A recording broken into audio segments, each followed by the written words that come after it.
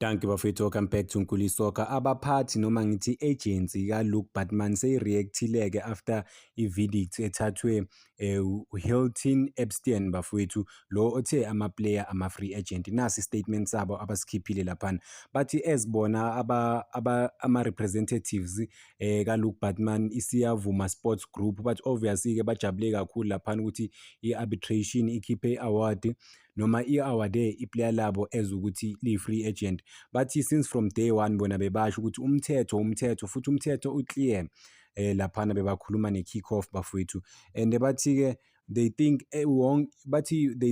yonke i-club at the end of season isayina ama-rules and regulations laphana ku-PSL, ama-teams awu-32 wakhona ayasayina whether i-PSL or Betway Premiership or Mtsipes Foundation Championship, in order for izinto zama-grant. Bathi last season-ke there was no difference with i-relegation, ama-rules we-PSL are-applicable. Kusho ukuthi ama-rules we-PSL-ke kulandelwa wona after i-relegation overall.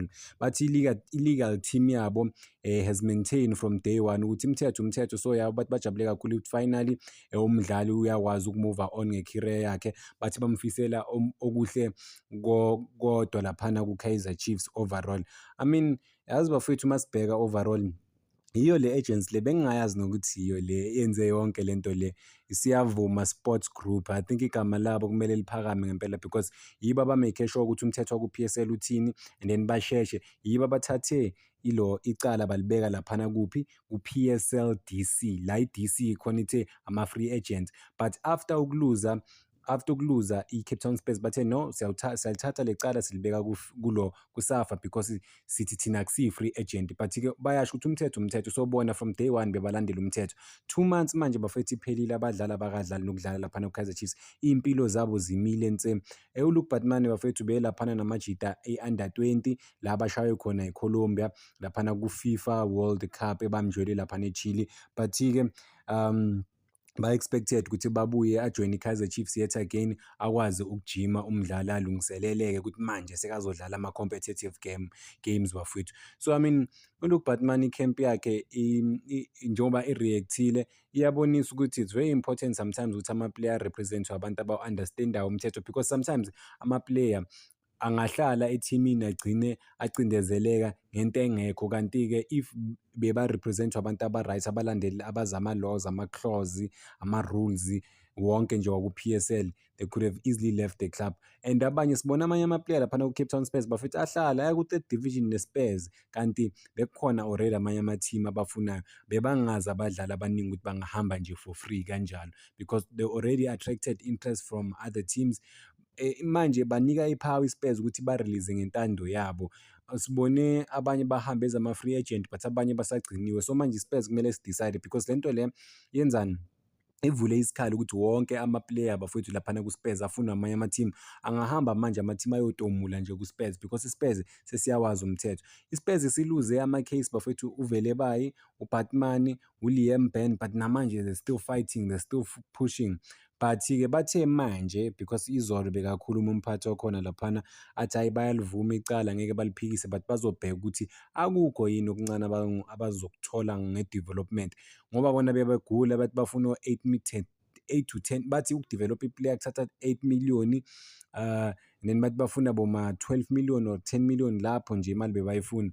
But lucky enough ama-player akwazile ukuhamba ngokusebenzisa umthetho nokuba nama-representative a-strong awaziyo umthetho, akwazile ukurepresenta ama-players wabo. uBatman bam-announce laphana ku-Kaizer Chiefs bafethu as one of their signings or as one of their new signings ngeyi-19 August. Imagine ukuthi i-19 August kudala kanjani bafethu, but since then bamqeda uma-announce azange adlale i-competitive match.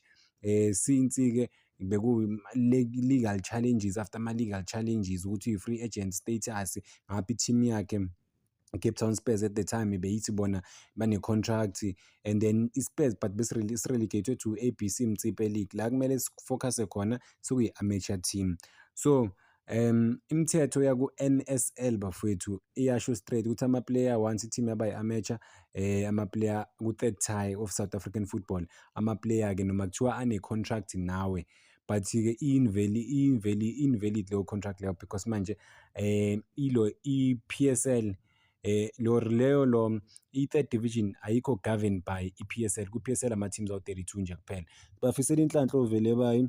It has been yeah, a very complicated deal bafowethu. Yo, complicated ngempela. Qale ku-P_S_L bayiphikisa i-Cape Town Spurs, baya ku-SAFA, i-SAFA yabaphikisa.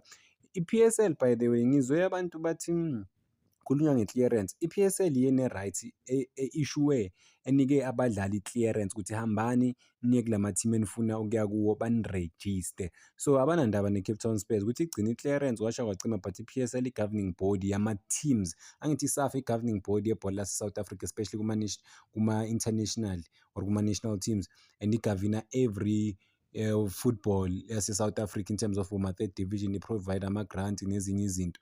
But i-P_S_L yiyo engakwazi uku-issue out ama-clearance if i-team i-block i-play.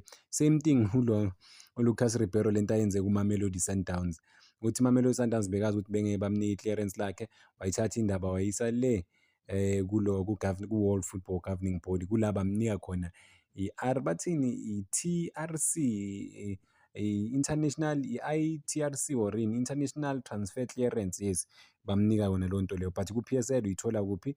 Ku-P_S_L direct if ubona ngathi ku-unfair ukuthi bagcine. Similar case noVelebayi, similar case noLiam lo kumaZulu, but imali bebayibheke kakhulu ile imali ye-Kaizer Chiefs bafowethu. Asithembe ukuthi le moment lena overall bafowethu izokwazi ukuphusha namanye ama-players acindezelwa ama-teams, because maningi ama-player acindezelwa ama-teams but abawatholi ama-opportunities. Why bangatholi? Abakwazi ukuwumela. Why? Because they don't know ukuthi bangakwazi ukuwumela bafowethu. So le moment le izo-change izinto eziningi overall ebholeni lase-South Africa, because ama-players sewayazi ukuthi okay, ikhona i-DC i-P_S_L, and then if iyafeyila ikhona i-SAFA. So they don't have to be bullied by ama-teams overall bafowethu. They have to comply nabo as ama-players, but at the end of the day nabo kumele babe protected, hayi kube protected to ama-team ukuthi ama-team azo-use ama-player and then awalaxaze kanjalo, because ama-teams kubonakala ngathi yiwo anepower yokuthi ayuse ama-player nje kuphela. Yile nto le same thing, mina I was bit nervous ukuthi i-SAFA bengeke ikwazi ukusolva le nto le. Why? Because i-SAFA manje bayise court bafethu, kuthiwa ithathwa yini i-Players Union ukuthi i-SAFA namanje ayikasolve amacala wango-2019. Kanjani bafethu? 2019 amanye ama-player awakakhokhelwa, since then i-SAFA ithule nje qhunsula lamehlo. So izinto lezi ukuthi amanye ama-player kumele akwazi ukuthola i-justice, noma kuthiwa wadlalele o-Kaizer Chiefs bafethu ama-team amakhulu, but-ke nawo kumele ngempela ukuthi lama-players lawa akwazi ukuyithola i-justice, because at the end of the day akukho fair ukuthi kuba ama-player lesewa kuma-big teams kuphela athola ini? I-justice. Wonke ama-player a-entitled to ukuthi abe right, a-protect-we, azenzele izinto le wafuna ukuzenzela ngakhona, hhayi ukuthi manje ngoba bona badlalela ama-team amancane banga-protect-wa. No, a-protect-we wonke umuntu ngokulingana bafowethu, hhayi ukuthi kubhekwa ama-team amakhulu nje kuphela. But congratulations to uVelebayi, congratulations to ulokhunjana uBatman ngokuthi bowuthula ama-player lawa bakwazile ukuwina against i-team beyifuna nje ukuthatha ama-chance. Danko bafowethu, ngicela ningakhohlwa uku-like and subscribe, isi-making sure ukuthi le page lifika ku-15,000 subscribers. I will bring you more news. Danko.